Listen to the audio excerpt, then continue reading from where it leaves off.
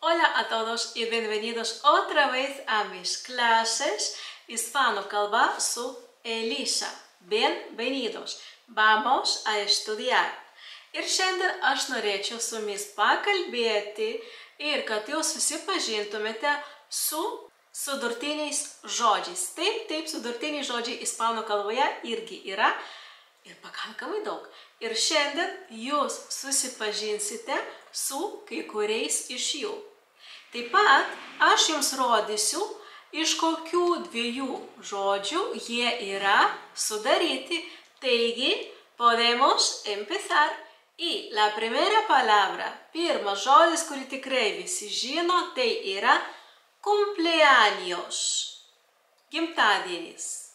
Ir ar žinojate, kad jis susideda iš cumplir años ir išeina cumpleaños. Sekantis žodis yra camaleón, chameleonas. Ir jis susideda iš žodžių kama ir leon. Ir mes turime kamaleon. Neklauskite manęs, kodėl susideda iš šitų dviejų žodžių chameleonas, bet taip yra ir iš lovos ir liūtų. Mes turime kamaleon. Siguiente palabra, girasol, saulėgrąža. Ir susideda iš girar, sukti, pasukti ir sol, saulė. Nes jo veiksmas toks, ane, juk saulėgrąža sukasi ten, kur yra saulė. Ir mes turime girasol. Siguiente palabra es pararrayos, žaibolaidis. Ir šitas žodis susideda iš para, tam, kad, taip vadinasi širvė, taip yra naudojamas tam, kad, ir rajos, el rayo, žaibas. Ir mes turime pararrayos. Siguiente palabra está relacionada con el coche. Sekantis žodis yra susijęs su mašina. Ir tai yra parachoques, bumperis. Ir jums bus tikrai labai juokinga, kaipgi verčiasi ir iš ko susideda šitas žodis.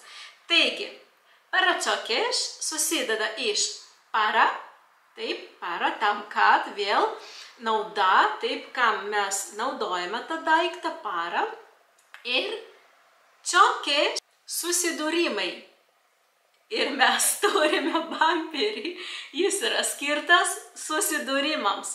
Parachoques. Siguiente palabra que tenemos es paraguas, skėtis. Ir susideda šitas žodis iš para, tam, kad, ir agua, vanduo, vandeniui skirtas daiktas. Ir mes turim paraguas.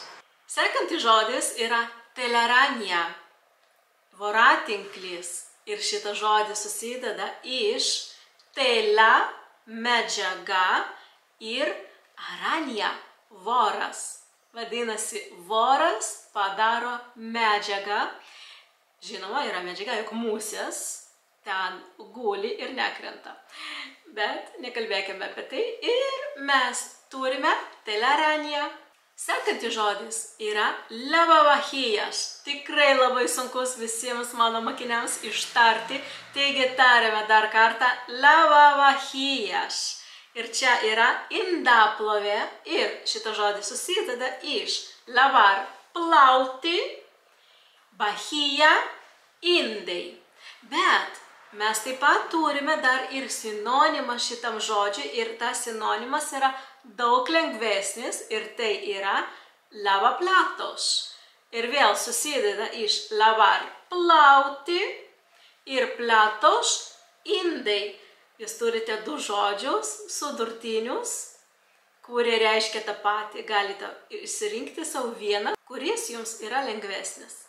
Sekantis žodis yra rompecabezas, puzlės. Taip, rompecabezas, puzlės yra, nes susideda šitas žodis iš romper, taip, romper, sulaužyti, į cabeza galva arba daugiskaitoje šituo atveju cabezas galvos. Vadinasi, mes laužome galvą, juk puzlės tam, kad sudėliotum, reikia laužyti galvą. Dėl to ir vadinasi rompecabezas. Siguiente palabra es baloncesto, krepšinis. Lietuvoje taip mėgstamas ir šitas žodis susideda iš balon, kamuolys ir cesta, krepšys. Ir mes turim baloncesto. Sekantis žodis yra abrelatas, skardinių atidarytuvas. Ir šitas žodis susideda iš abrir, atidaryti, lata, skardinė. Sekantis, siguiente, sacacorchos, kamščiatraukis. Ir susideda vėl iš sacar, ištraukti, ir corcho, kamštis. Ir dėl to mes turim sacacorchos. Ir paskutinis žodis šiandienai yra cortacésped, žoliapjovė. Ir šitas žodis susideda iš cortar, kirpti, ir césped, žolė. Ir taip mes turim cortacésped. Šiandienai tai yra viskas, visi būtiniausi žodžiai jums į učią. Ir susitiksime mes kitoje pamokoje. Ya nos vemos en otra clase. Neužmirštame prenumeruoti, suscríbete a mi canal para apoyarme, tam, kad mes augtume kartu y nos vemos muy pronto. Adiós.